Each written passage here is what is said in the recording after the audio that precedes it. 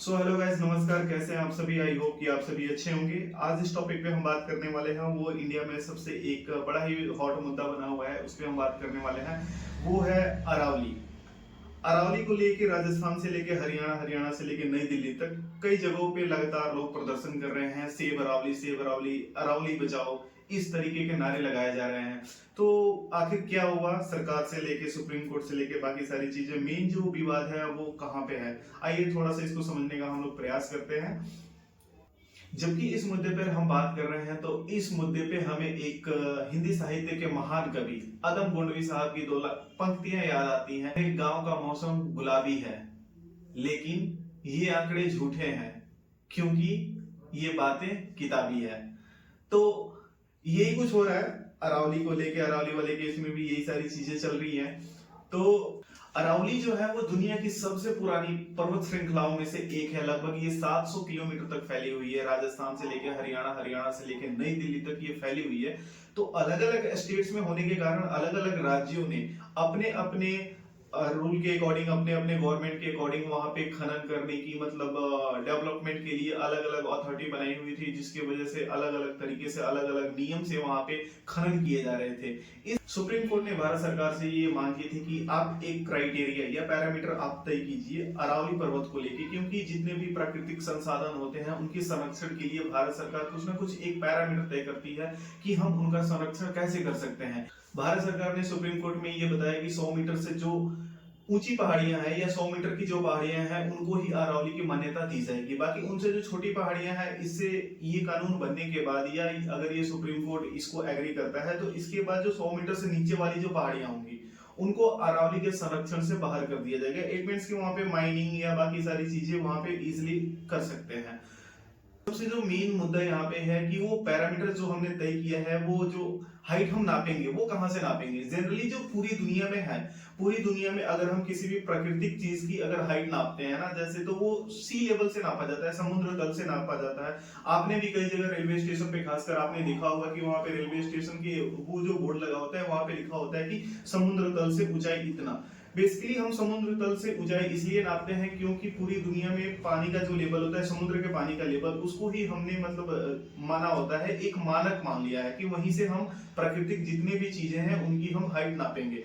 तो अरावली वाले प्रसंग में मेन जो विवाद है वो इसी को लेके है, क्योंकि जो पैरामीटर केंद्र सरकार द्वारा तय किया गया है उसमें 100 मीटर का जो दायरा तय किया है कि 100 मीटर से ऊपर वाली पहाड़ियां या 100 मीटर वाली पहाड़ियां को हम अरावली मानेंगे। उसमें लिखा ये है कि हम वहां की जो समतल भूमि है, मतलब वहां पे जो अरावली है उसके आसपास जो समतल भूमि है, वहां से हम मेजरमेंट करेंगे 100 मीटर हाइट। लेकिन हम सी लेवल से नहीं नाप रहे हैं, और वहां पे समतल जो जो भी ग्राउंड होगा वहां पे समतल, उससे हम मेजरमेंट करेंगे। मेन इशू यही है कि जब हम पूरी दुनिया में एक मानक इकाई सी लेवल को हम मान चुके हैं कि सी लेवल पे ही हम सारी चीजों को मतलब मेजरमेंट करते हैं किसी भी प्राकृतिक संसाधन को, तो आखिर इसमें ऐसा क्यों किया?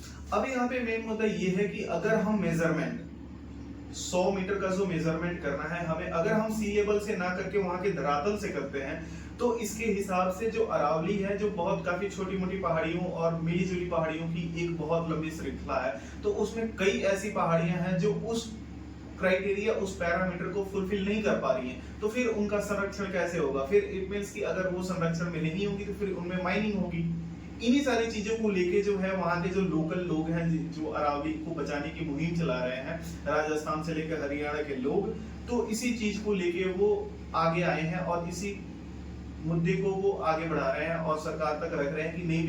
जैसे कि आप सभी को पता है अरावली पे काफी घने जंगल है, तो सिर्फ अरावली एक पहाड़ का टुकड़ा ही नहीं है। अरावली पे लाखों करोड़ों जो हमारे जीव जंतु हैं, जैसे कि जितने भी जंगली जीव है वो निवास करते हैं, वहां पे रहते हैं, उनका वो बसेरा है, उनका रहने का वो ठिकाना है। और वहां पे काफी घने जंगल होने की वजह से वो एक ऑक्सीजन की फैक्ट्री भी है। आसपास वाले जितने स्टेट्स हैं, जैसे कि आप दिल्ली को ले लीजिए, आप एमपी को ले लीजिए, हरियाणा को ले लीजिए, वहां पे बहुत ही ज्यादा ये प्रभावी रहती हैं। वहां की जंगलों की वजह से वहां का इन्वायरमेंट भी बहुत ज्यादा इफेक्टिव रहता है और एक संतुलन बना रहता है। तो सिर्फ अरावली को अगर हम सोचे कि सिर्फ वो एक पहाड़ का टुकड़ा है, तो वो पहाड़ का टुकड़ा ही नहीं है। वो बाकी अभी के लिए सारी चीजों पे रोक लगा के रखा गया है भारत सरकार और सुप्रीम कोर्ट की तरफ से। बाकी देखते हैं कि भारत सरकार इस पे क्या निर्णय लेती है और सुप्रीम कोर्ट का इस पे क्या एक्शन होता है। लेकिन जो भी हो वो सारी चीजों को भलाई में देख के होनी चाहिए कि वहां पे जो जीव जंतु रह रहे हैं उनके लिए भी अच्छा हो, जंगलों के लिए भी अच्छा हो, पहाड़ों के लिए भी अच्छा हो, और जो लोग वहां पे हैं, जो